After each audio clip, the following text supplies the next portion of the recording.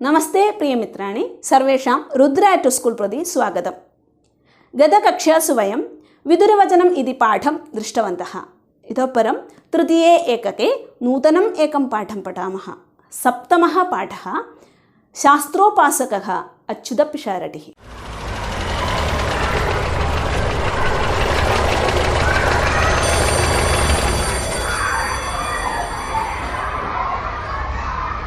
शास्त्रोपासकः अच्युतपिशारडिः। कः अस्ति अच्युतपिशारडिः? നമ്മുടെ കേരളത്തിൽ ഒരുപാട് സംസ്കൃത പണ്ഡിതന്മാർ ജീവിച്ചിരുന്നു, ഇപ്പോഴും ജീവിച്ചുകൊണ്ടിരിക്കുന്നു. ഒരുപാട് കവികൾ, ഒരുപാട് വിദ്വാൻമാർ ഉണ്ടായിരുന്ന അല്ലെങ്കിൽ അവർക്കൊക്കെ ജന്മം കൊടുത്ത നാടാണ് നമ്മുടെ കേരളം. അതിലെടുത്തു പറയേണ്ട ഒരു പേര് തന്നെയാണ് അച്യുതപിഷാരടി. നമ്മുടെ നാരായണ ഭട്ടപാദർ, നീലകണ്ഠ സോമയാജി, അങ്ങനെ ഒരുപാട് ഗണിതശാസ്ത്രജ്ഞന്മാരും കവികളും സാഹിത്യകാരന്മാരും ഒക്കെ നമ്മുടെ ഈ മലയാളത്തിൽ ഉണ്ടായിരുന്ന സംസ്കൃത പണ്ഡിതന്മാരാണ്. അപ്പോൾ അങ്ങനെയുള്ള ഒരു സംസ്കൃത പണ്ഡിതൻ്റെ ചരിത്രമാണ് നമ്മൾ പഠിക്കാൻ പോകുന്നത്. പാഠം പഠാമഹ. ശാസ്ത്രോപാസകः അച്യുതപിഷാരടിः വിദ്വജ്ജനസേവയാ ശാസ്ത്രാധ്യയനേന അധ്യാപനേന ച പ്രസിദ്ധः കേരളീയപണ്ഡിതः ആസീत् अच्युतपिषारडी महाशयः. अस्य जीवनकालः 16 शताब्दः. सोऽयं संस्कृतपण्डितेषु प्रामाणिकः आसीत्.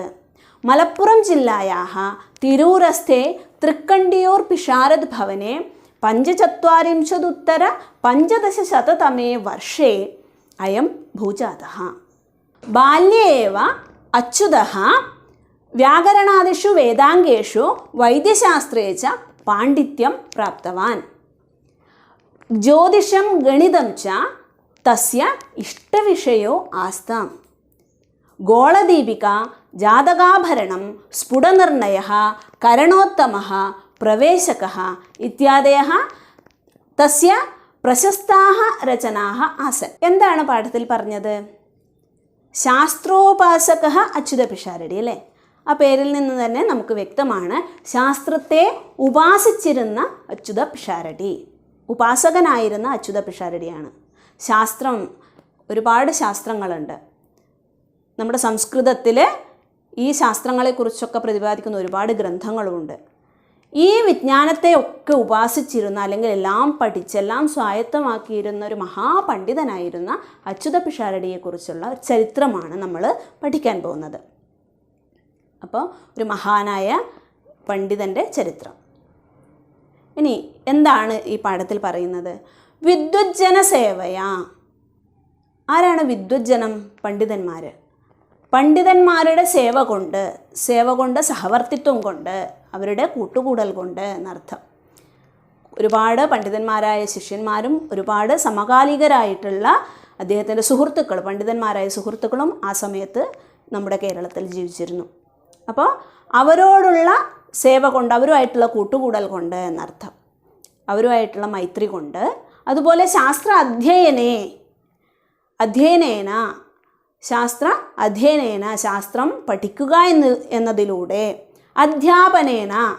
അധ്യാപനം ചെയ്യുക, മറ്റുള്ളവരെ പഠിപ്പിക്കുകയും ചെയ്യുക. സ്വയം പഠിക്കുക മാത്രമല്ല, ഒരുപാട് ശിഷ്യഗണങ്ങൾ അദ്ദേഹത്തിനുണ്ടായിരുന്നു. അദ്ദേഹം വ്യാകരണം, ജ്യോതിഷം, ഗണിതം മുതലായുള്ള ശാസ്ത്രങ്ങളൊക്കെ അവർക്ക് പകർന്നു കൊടുത്തിരുന്നു. അപ്പോൾ ശാസ്ത്ര അധ്യാപനേന ച, ഇവ രണ്ടും ചെയ്യുന്നതിലൂടെയും പ്രസിദ്ധനായിത്തീരുന്ന കേരളീയ പണ്ഡിത, കേരളത്തിലെ മഹാപണ്ഡിതനായിരുന്നു അച്യുതപിഷാരടി മഹാശയഃ. ആസീത്, ആയിരുന്നു.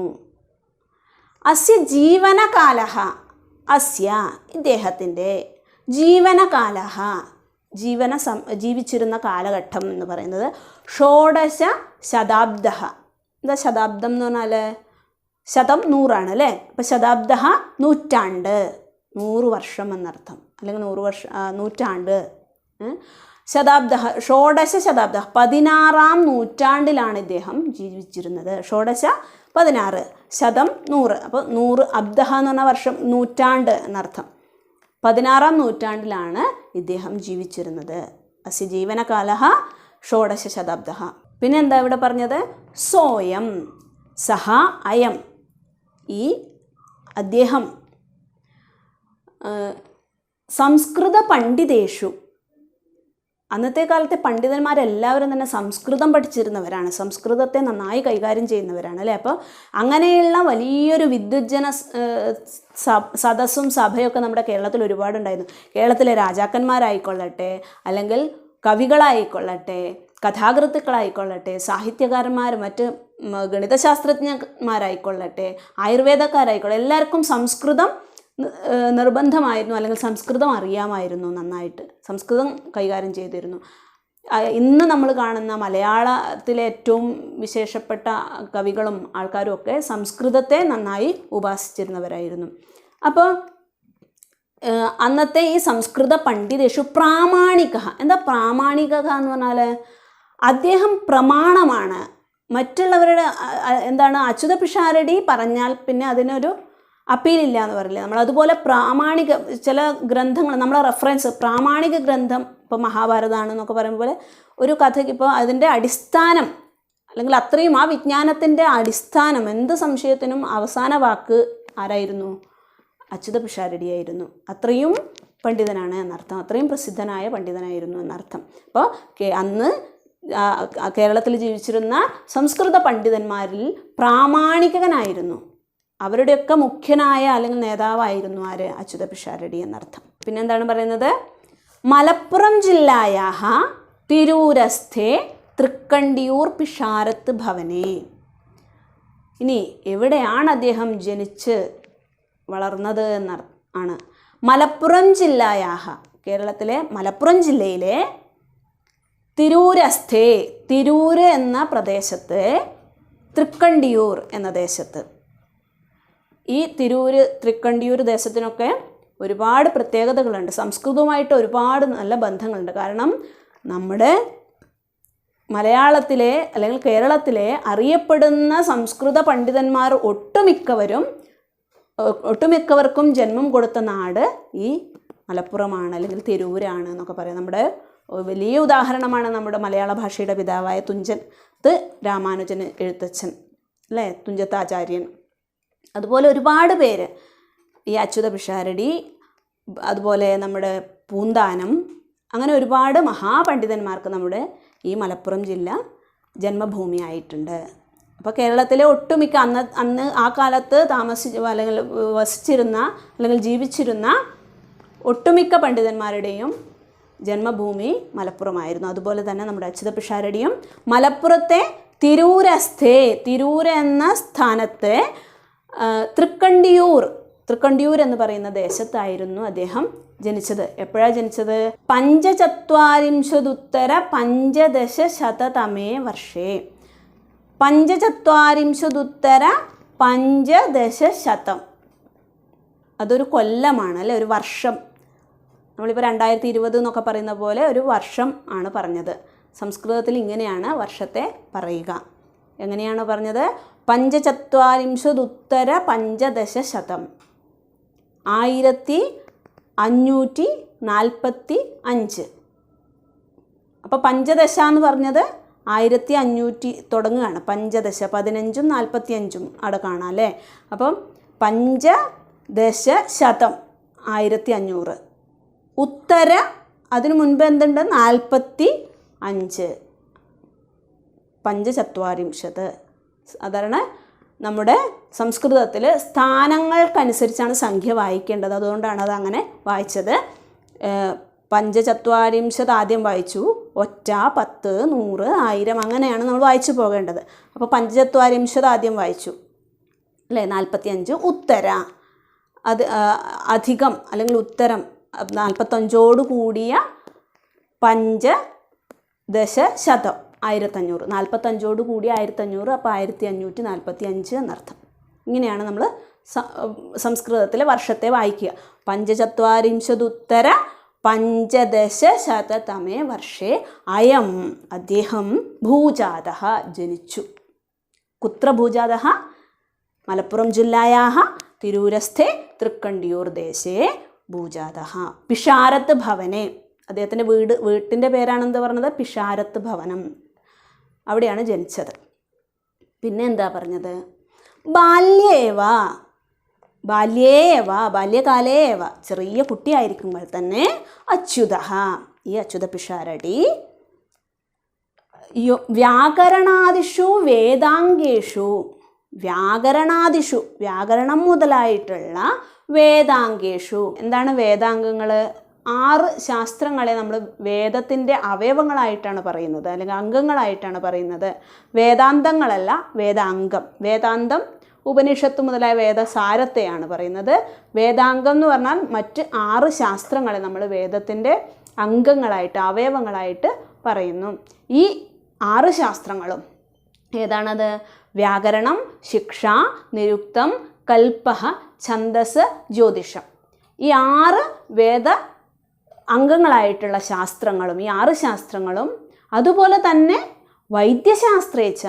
വൈദ്യശാസ്ത്രത്തിലും നമ്മുടെ വിശാലമായിട്ടുള്ള പരമ്പരാഗതമായിട്ടുള്ള വൈദ്യശാസ്ത്രത്തിലും അച്യുത പിഷാരടി പാണ്ഡിത്യം പ്രാപ്തവാൻ. ആ ചെറിയ പ്രായത്തിൽ തന്നെ ഇതൊക്കെ അദ്ദേഹം പഠിച്ചെടുത്തു എന്നർത്ഥം. ജ്യോതിഷം ഗണിതം ച തസ്യ ഇഷ്ടവിഷയൗ ആസ്താം. അദ്ദേഹത്തിൻ്റെ 2 ഇഷ്ടവിഷയങ്ങളാണ്, ഇഷ്ടപ്പെടുന്ന 2 വിഷയങ്ങളാണ് ഉണ്ടായിരുന്നത്. ജ്യോതിഷം, ഗണിതം. ജ്യോതിഷം ജ്യോതിശാസ്ത്രം, നക്ഷത്രങ്ങളെക്കുറിച്ചുള്ള പഠനം, അതുപോലെ ഗണിതശാസ്ത്രം. ഇതിൽ 2ഉം അദ്ദേഹത്തിൻ്റെ ഇഷ്ടവിഷയങ്ങളായിരുന്നു. പിന്നെയോ ഗോളദീപിക, ജാതകാഭരണം, സ്ഫുടനിർണയഃ, കരണോത്തമഃ, പ്രവേശകഃ ഇത്യാദയഃ തസ്യ പ്രശസ്താഃ രചനാഃ. ഇവയൊക്കെ ഗോളദീപിക, ജാതകാഭരണം, സ്ഫുടനിർണയഃ, കരണോത്തമഃ, പ്രവേശക, ഈ 5 പുസ്തകങ്ങളും അദ്ദേഹത്തിൻ്റെ പ്രശസ്തങ്ങളായ, അദ്ദേഹം ഒരുപാട് പുസ്തകങ്ങൾ വേറെയും എഴുതിയിട്ടുണ്ടാകും, പക്ഷേ അദ്ദേഹത്തിന് പ്രശസ്തങ്ങളായ രചനകളാണ് ഈ മേൽപ്പറഞ്ഞവയൊക്കെ എന്നർത്ഥം. ഇനി അടുത്ത ഖണ്ഡികയിൽ എന്താണ് പറയുന്നത്? വ്യാകരണശാസ്ത്ര അധ്യയനെ നാരായണ ഭട്ടപാദഃ അച്യുത പിഷാരടി മഹോദയസ്യ ശിഷ്യത്വം സ്വീചകാര. സ്വജീവനം സമ്പൂർണം വാഗുപാസനായ സമർപ്പിതോയം മനീഷി 1916 വർഷേ ദിവംഗതോഭവത്. യദ്യപി പണ്ഡിതോയം ഇഹ ജഗതി അദ്യ ന വർത്തത്തെ തഥാപി അസ്യ യശഃ ശാശ്വതം സ്ഥാസ്യത്യവ. എന്തൊക്കെയാണ് പറഞ്ഞത്? വ്യാകരണശാസ്ത്ര അധ്യയനെ, വ്യാകരണശാസ്ത്രം പഠിക്കുന്നതിന് വേണ്ടിയിട്ട് നാരായണ ഭട്ടപാദ. ആരാണ് നാരായണ ഭട്ടപാദ? നമ്മുടെ നാരായണീയത്തിൻ്റെ കർത്താവായിട്ടുള്ള മേൽപ്പത്തൂർ നാരായണ ഭട്ടപാദർ അച്യുത പിഷാരടി മഹോദയസ്യ, അച്യുത പിഷാരടി മഹാത്മാവിൻ്റെ അല്ലെങ്കിൽ പണ്ഡിതൻ്റെ ശിഷ്യത്വം, അദ്ദേഹത്തിൻ്റെ ശിഷ്യനായിരുന്നു എന്നർത്ഥം. ശിഷ്യത്വം സ്വീചകാര, സ്വീകരിച്ചു എന്നർത്ഥം. സ്വജീവനം സമ്പൂർണം വാഗുപാസനായ സമർപ്പിതോയം മനീഷി. സ്വജീവനം, സ്വന്തം ജീവിതം, സമ്പൂർണം മുഴുവനായും വാഗുപാസനായ, വാക്കിനെ ഉപാസിച്ചുകൊണ്ട്. എന്താ വാക്കിനെ ഉപാസിക്കുക പറഞ്ഞാൽ? അറിവിനെ ഉപാസിക്കുക, സരസ്വതിയെ ഉപാസിക്കുക, വിദ്യയെ ഉപാസിക്കുക, അല്ലേ? അതിനുവേണ്ടി മാത്രം ജീവിക്കുക എന്നർത്ഥം. പഠനത്തിനും പഠിപ്പിക്കലിനും വേണ്ടി മാത്രം ജീവിച്ചുകൊണ്ട് സമർപ്പിതോയം, അതിന് സമർപ്പിച്ച ഈ മഹാത്മാവ് മനീഷി, പണ്ഡിതൻ എന്നർത്ഥം. മനീഷി എന്ന വാക്കിനർത്ഥം പണ്ഡിതൻ എന്നർത്ഥം. അപ്പം അങ്ങനെയുള്ള ഈ മഹാത്മാവ് 1916 നേരത്തെ നമ്മളൊരു വർഷം പഠിച്ചു, അതുപോലെയാണെങ്കിൽ ഇതെങ്ങനെയാണ് വായിക്കുക? 1916 ഇപ്പോൾ 1, 10, 100, 1000 അങ്ങനെയാണ് വായിക്കേണ്ടത്, അല്ലേ? അപ്പോൾ 21 കൂടിയ ഷോഡശശതം 1600 എന്നർത്ഥം. 1621 ദിവംഗതോ അഭവത്, സ്വർഗാരോഹണം ചെയ്തു അല്ലെങ്കിൽ മരിച്ചുപോയി എന്നർത്ഥം. പിന്നെന്താ പറഞ്ഞത്? യദ്യപി, ഇങ്ങനെയൊക്കെ ആണെങ്കിലും, പണ്ഡിതോയം, ഈ പണ്ഡിതൻ, ഇദ്ദേഹം ഇഹ ജഗതി, ഇഹ ഇവിടെ, ഈ ജഗതി ലോകത്ത്, ഇഹ ജഗതി അല്ലേ, ഇഹലോകം പരലോകം എന്ന് കേട്ടിട്ടുണ്ടാവും. ഇഹ ജഗതി ഈ ലോകത്തിൽ അദ്യ ന വർത്തതെ, ഇന്ന് ഇല്ല അല്ലേ. തഥാപി, എങ്കിൽ പോലും അസ്യ, അദ്ദേഹത്തിൻ്റെ യശഃ, കീർത്തി, അദ്ദേഹത്തിൻ്റെ പ്രശസ്തി, പേര് ശാശ്വതം സ്ഥാസ്യത്യേവ, ശാശ്വതം, വളരെ ശാശ്വതമായിട്ട് അല്ലെങ്കിൽ അനശ്വരമായിട്ട്, ലോകമുള്ളിടത്തോളം കാലം അല്ലെങ്കിൽ അറിവുള്ളിടത്തോളം കാലം, സംസ്കൃതം ഉള്ളിടത്തോളം കാലം അദ്ദേഹത്തെയും ഓർമ്മിക്കുന്ന തരത്തിൽ സ്ഥാസ്യത്യേവ, നിലനിൽക്കുക തന്നെ ചെയ്യും എന്നർത്ഥം. അപ്പോൾ കേരളത്തിലെ മഹാപണ്ഡിതനായ, സംസ്കൃത പണ്ഡിതനായ അച്യുത പിഷാരടിഹി എന്ന മഹാനുഭാവനെക്കുറിച്ചാണ് നമ്മൾ ഈ പാഠത്തിൽ പഠിച്ചത്. അപ്പോൾ നമുക്ക് കുറച്ച് കാര്യങ്ങളൊക്കെ അദ്ദേഹത്തെ പറ്റി മനസ്സിലായിട്ടുണ്ട്. ഇതുപോലെയുള്ള നമ്മുടെ കേരളത്തിലെ പഴയകാല സംസ്കൃത പണ്ഡിതന്മാരെക്കുറിച്ച് ഒന്ന് അന്വേഷിച്ച് നോക്കുക. അവരെക്കുറിച്ചുള്ള പല രസകരമായ കഥകളും നമുക്ക് കിട്ടും. അപ്പോൾ ഇതൊക്കെ നിങ്ങൾ അന്വേഷിക്കുക. മാത്രമല്ല നമ്മുടെ ഈ പാഠം നന്നായിട്ട് വായിക്കുക, 1, 2, 3 തവണ വായിക്കുക. സംഖ്യകൾ എഴുതുന്നത് എങ്ങനെയാണെന്നൊക്കെ മനസ്സിലായിട്ടുണ്ടാവും. അപ്പോൾ അതുപോലെയുള്ള സംഖ്യകൾ നിങ്ങൾ 4 അക്ക സംഖ്യകളൊക്കെ എഴുതി അതെങ്ങനെ വായിച്ചു നോക്കാമെന്നൊക്കെ ഒന്ന് പരിശീലിച്ച് നോക്കുക. അപ്പോൾ ഇതിൻ്റെ പഠന പ്രവർത്തനങ്ങളുമായി നമുക്ക് അടുത്ത വീഡിയോയിൽ കാണാം.